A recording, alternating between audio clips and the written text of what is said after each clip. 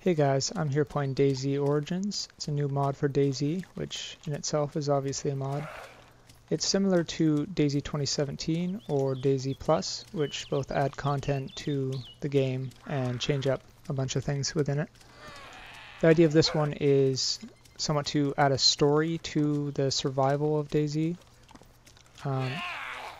Obviously, as you can tell from the name Origins, it's about the origins of the infection. And I'm not sure what you can find out. They're sort of keeping it a little bit of a mystery. I'm not sure if there's going to be NPCs or what you're going to be able to do to sort of find out the mysteries of the infection. But it's also got a whole bunch of other features. It's obviously on the map Taviana. It's got some basic things, such as I've noticed zombie pathfinding seems to be a bit better. I'm not sure if that's just me seeing things, but it seems to be better. It's also got changes to the HUD. Obviously you've got the debug monitor up there, which is different.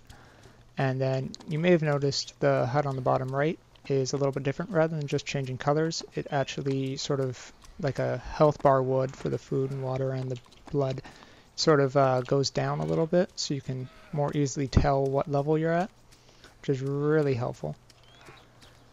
It's also, when you log in, it gives you the option of 3 different locations you can spawn, 2 different cities, and then a random location. And it mentions that the 2 cities are PvP zones. So I don't know exactly what areas are PvP and what aren't, but there definitely are certain areas where you can't kill each other, and areas where you obviously can. So I don't know all of the areas for that. I will try and get you information on that. And oh, hello. I just found a player. Back on topic. One of the other big features of this is custom vehicles. So you can actually sort of create your own vehicles in a sort of a sense of that. There's helicopters, cars, boats, APCs, and you sort of build them using different scrap parts like barrels and all that. I haven't done it myself yet, but I've seen pictures. I'll put a link down in the description to the website where they have all the pictures and you can see that. They also have a whole bunch of new buildings and the ability to enter a whole bunch of new buildings. And as you can see there, another feature, I'm not sure if this is just with the server or if this is with the mod, but it obviously tells you who killed who, with what weapon, and at what range. Seems a little bit more information than we should really know, so I'm kind of hoping that's just a temporary thing since this is brand new, but I'm not sure yet. They also have a whole new island. In the northeast corner of the map, there's a large island. It's the 3rd largest now, with the 2 main islands obviously being the 1st and 2nd. It's got a city on it, and essentially the idea is that the city is sort of run by the rich of the DayZ world.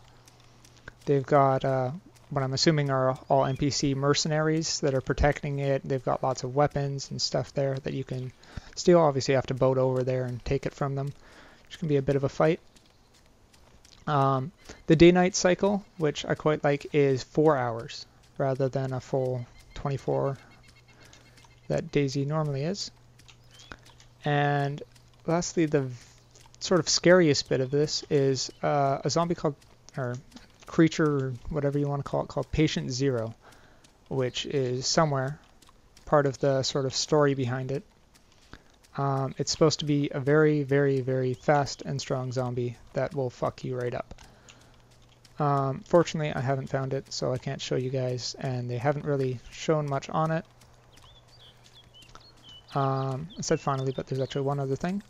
There's a whole bunch of new skins. So zombies, there's sort of a hazmat astronaut looking zombie, and obviously as you can see there's player skins, and if you look at the top, there's bandit and heroes killed, because essentially you get a leveling system where you can either go on the level of the bandit or the level of the hero. And as you level up, as far as I can tell from the website and the pictures, it seems that you get different skins. So you'll sort of get new character skins as you level up and kill players or bandits or zombies and all that. So yeah, I think that's really cool. You can sort of identify how long someone's been playing and sort of what kind of person they are just from that. So that's a really cool feature, I think. They're still implementing female skins for that. So like they've obviously got sort of the default skins so you can play as a female, but they aren't going to have any sort of leveling skins for you as a female player, or just a guy who's playing as a female character. So yeah, I hope you guys enjoyed. That's all the features I know of right now. We'll probably be putting up more videos in the future with more information, and probably some of us just screwing around on the game, shooting people, getting shot, probably more getting shot. So if you guys want to see that, make sure you subscribe, and if this helped you out, I would really appreciate it if you left a like. It helps us out a lot, and I'll see you guys around. So we're actually not quite done. You may have noticed when I was running up this road earlier that I didn't notice this thing, one of the custom vehicles I had mentioned, so I thought I'd come back and show it to you. It's a scrap APC, so obviously this is one of the scrap vehicles.